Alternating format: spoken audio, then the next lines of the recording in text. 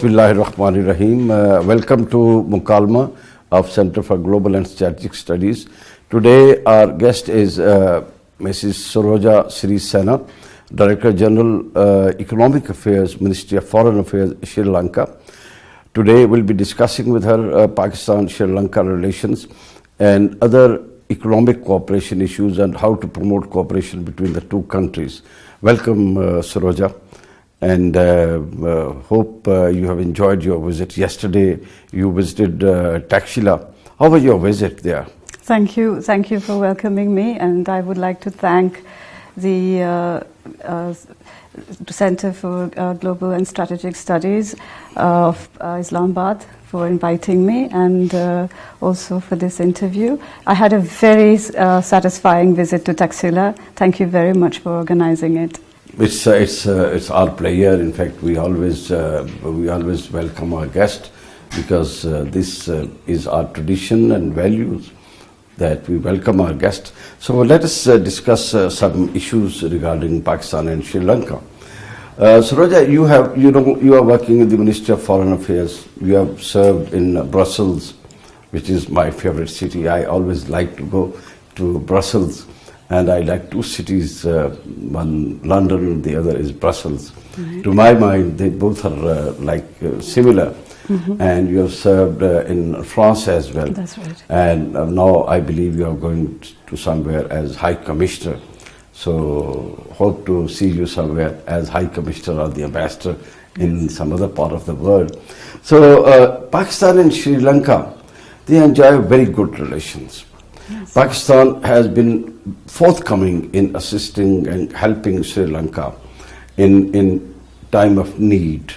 In insurgency, during insurgency, Pakistan provided assistance and help to Sri Lanka to combat that insurgency. Pakistan has been helping Sri Lanka in the field of agriculture, education, and other also sectors. Some of your students from Sri Lanka, they are also studying in Pakistani universities.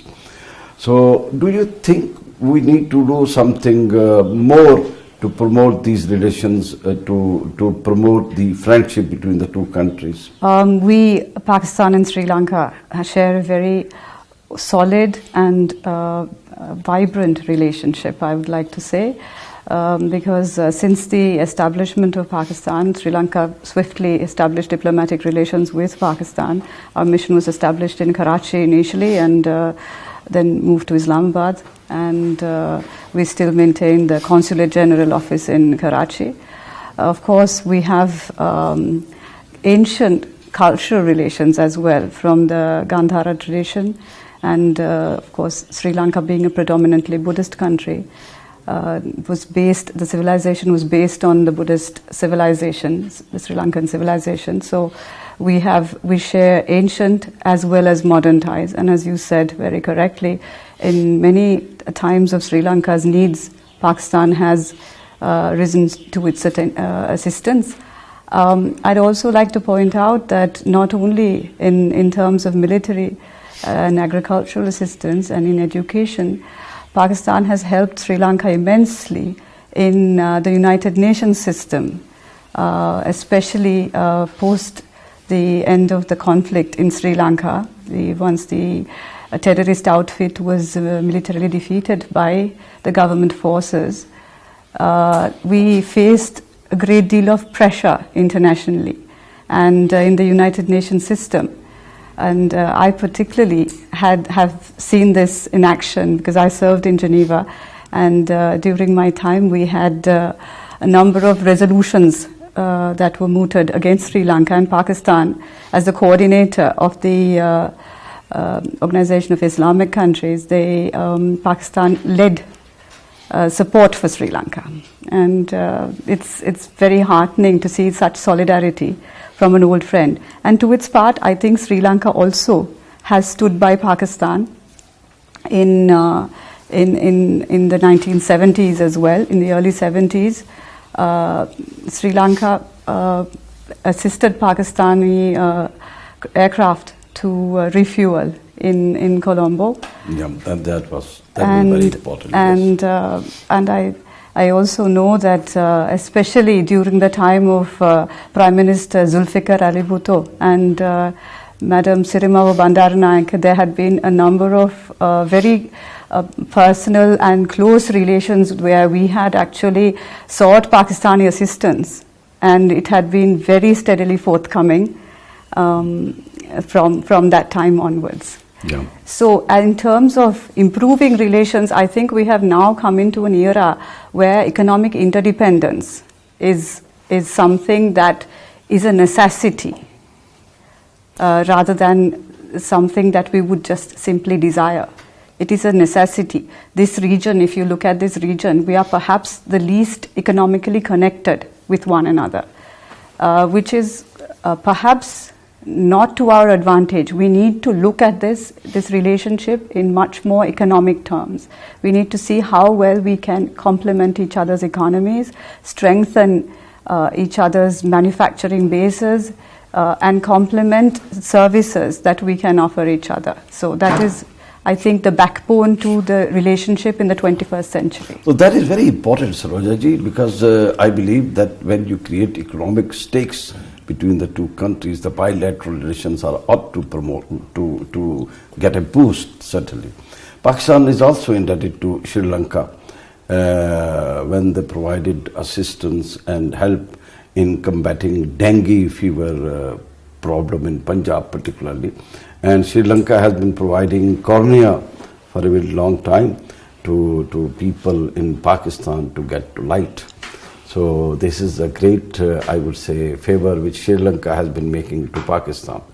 And you know, you are working as Director General Economic Affairs in the Ministry of Foreign Affairs, Sri Lanka.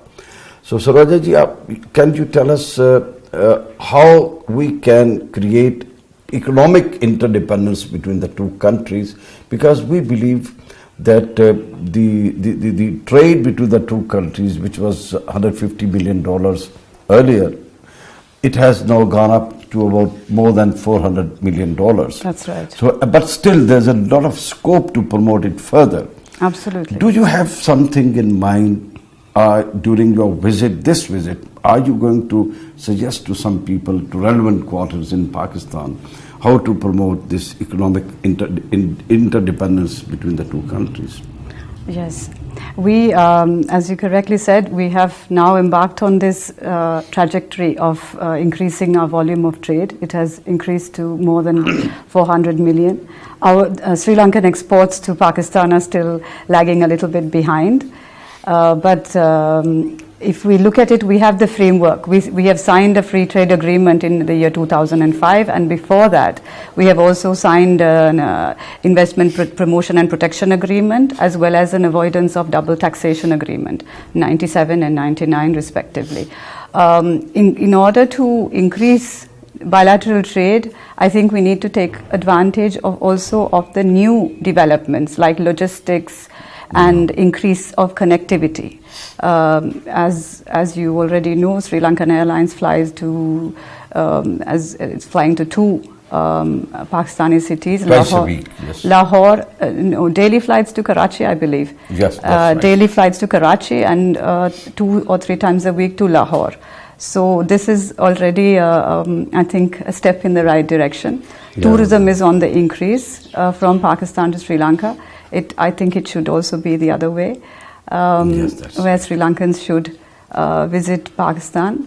And I think if we identify specific products that we can trade, for example, I have noticed that Pakistan's middle class is becoming increasingly affluent, and the size of the middle class as the economy grows is increasing. Yeah. So this is an area where Sri Lanka can cater to, because most of our products do not emanate from a very large manufacturing base. Our products cater to a niche market. So if you take as much as we are a pioneer of tea, our tea has now moved to a more high-end. We are focusing on value-added tea as opposed to the conventional types of tea, because we are not competitive on the lower end of the spectrum. So I think the Pakistani middle class should Pakistan is very fond of tea. In fact, absolutely. they consume a lot of tea. Yes, but I think the Pakistani middle class should also be have access to this high-end tea. The tea that the value-added tea, the single origin. We are trying to promote it like some of the other products in the world, where we have single origin tea, where it's not blended with any other type of tea. So this is as a premium brand. Ceylon tea as a premium brand. So these are and of course our porcelain and ceramic ware. That is another area where we have a great deal of expertise, not just tableware, but in terms of wall tiles and floor tiles and sanitary fittings. This is an industry that we have a great deal of manufacturing expertise. And on the other hand, electrical sockets and switches. We have now, we are actually amongst the global manufacturers. Is there any scope for Pakistani investors to go to Sri Lanka to invest there and start manufacturing industry there? Absolutely. Or vice versa? Absolutely. Because I think there are already Pakistani investments in the cement industry in Sri Lanka, and we are also importing urea and cotton, because as you know, Sri Lanka is a important manufacturer in the apparel industry. Yes. And in the apparel industry, Sri Lankans also have now ventured outside of the country in terms of investment in Asia and in the Indian subcontinent as well, and also in Africa. So I think there should be no barrier for them investing in Pakistan. Sri Lanka has been doing very well in value addition of textile products. Yes. Absolutely. And they are earning a lot in that sector.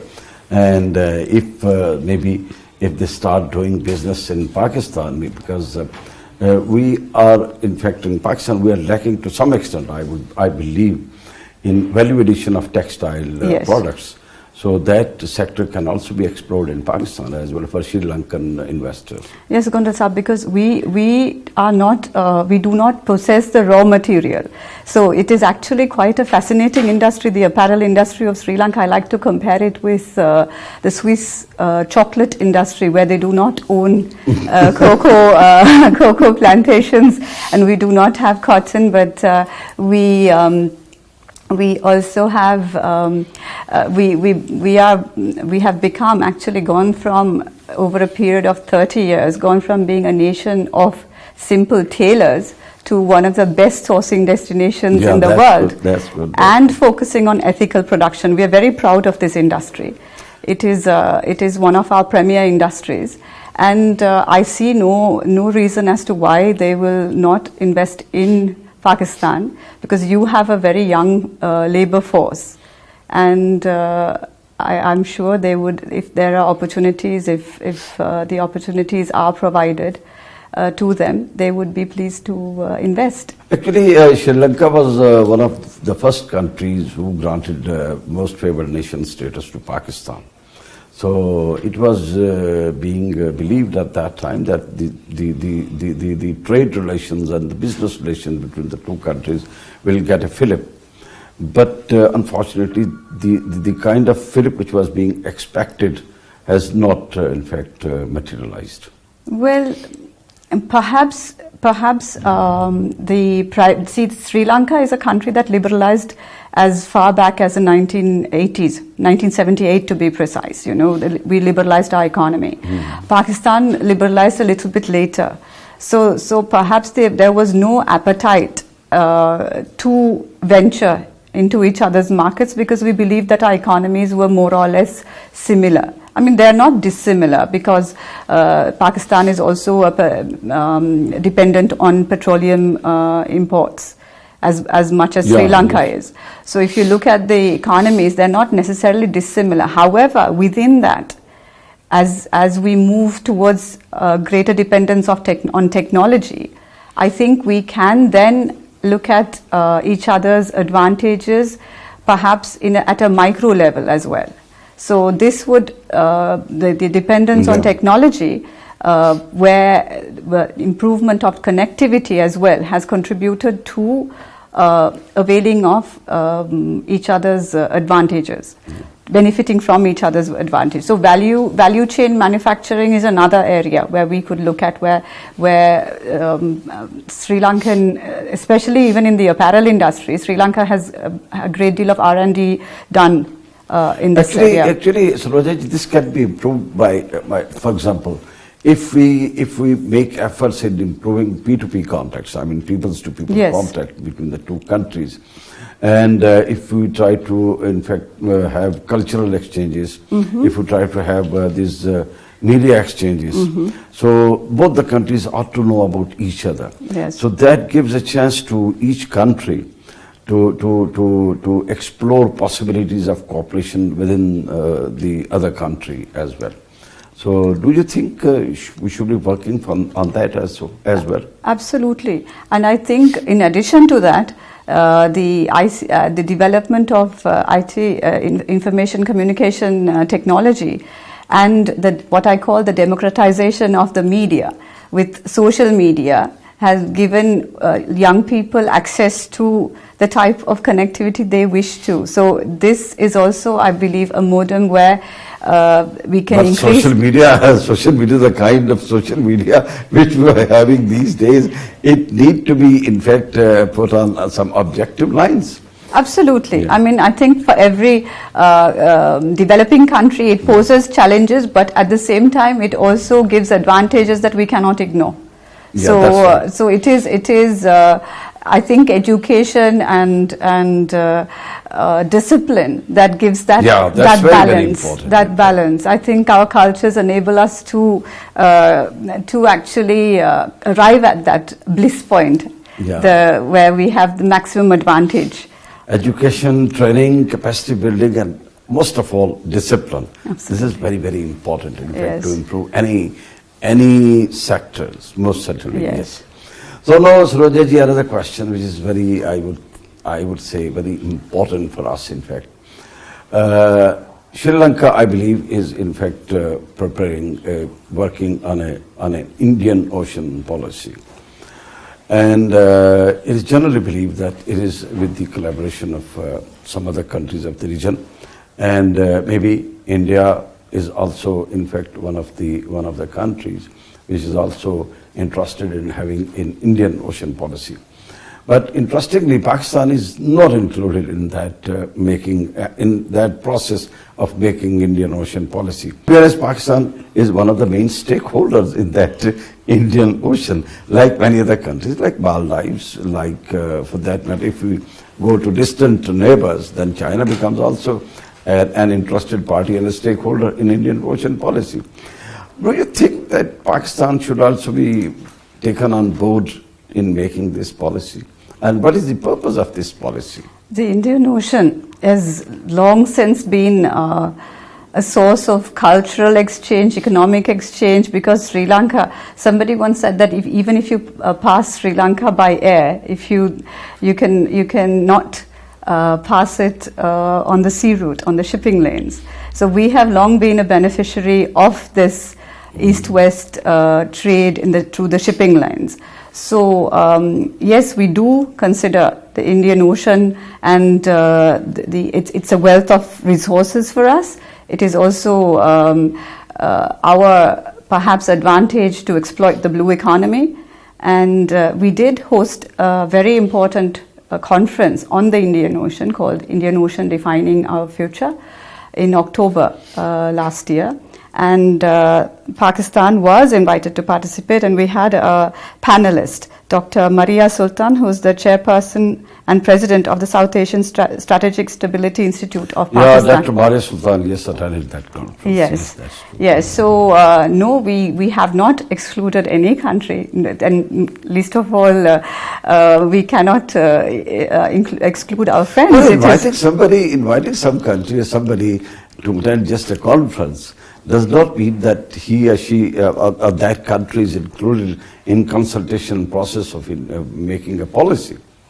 Well, this conference did have an outcome, and I believe the outcome documents have been circulated because everybody presented papers. But beyond that, we have not gone to a level of discussing policy or excluding any country from participating in that process. would you have been referring to any other regional arrangement of sorts, or what? No, I will confine to this Indian Ocean policy, not in fact, because I was thinking that because it is very important for the countries who have concerns, who have stakes in Indian Ocean. They should also be, in fact, made partners in making up this policy for Indian Ocean. We Because Indian Ocean welcome is for Pakistan's everybody, partnership. for every country of the region who is benefiting from this Indian Absolutely, Ocean. Yeah. absolutely. So this is very important. This is extremely important, and we welcome Pakistan's contribution in this field. Sri Lanka has always been a friend of Pakistan and will continue to be, and I think it's extremely important. Yeah, yes, we are what we call friend in need as well. And friend indeed. Both the countries have in fact been forthcoming to help and cooperate with each other whenever there was a need, certainly. And another issue is SARC, Yes. South Asia Association for Regional Cooperation. Sri Lanka is, I believe, one of the pioneer members of SARC as well. Yes. But unfortunately, the benefits which were envisaged while making SARC have not so far been achieved. Because of obvious reasons, because unfortunately the SARC has become hostage to India-Pak relations. Because the SARC Charter says that bilateral issues cannot be discussed. Yes. So if two countries are having not good relations, how could we think of economic cooperation between the region when both the two big countries are not in fact interested in having these kind of relations? So is there any, I believe Sri Lanka has been making effort to make SARC a success, and do you think there's any other in fact proposal in your mind or in the minds of Sri Lankan government to make SARC a functional and a vibrant organization? Well, as you correctly said, Gondal Saab, Sri Lanka believes in the principle of SARC and regional cooperations. We have been members of SARC since 1985, and it is, especially for a small country, extremely important to be part of a vibrant region and an integrated region. But as you said also, bilateral relations are not discussed within the organization because we respect that the principles of non-alignment also, non-interference in internal affairs of any country. And given that, I think it would be beneficial for all the smaller nations of SARC if our two friends are on better terms. But as we believe, Sri Lanka believes, we are always optimistic, and we would wish for the early reconvening of the SARC summit. But the charter also says that the summit has to have full participation. Yeah, that's right. So there would be no movement if all of us are not on the same page. Having said that, I think SARC has also achieved a lot on the social level in terms of the advancement of the girl child on issues that we can actually collaborate. Yes, SARC has and cultural yes, so which is actually promoting people-to-people contact. You highlighted the importance of people-to-people contact. I think SARC over the past 3 decades has actually highlighted that. But there was a proposal sometime back, if you remember, sorry for interrupting you, there was a proposal sometime back, maybe a decade ago, to issue SARC visas and SARC passports, etc.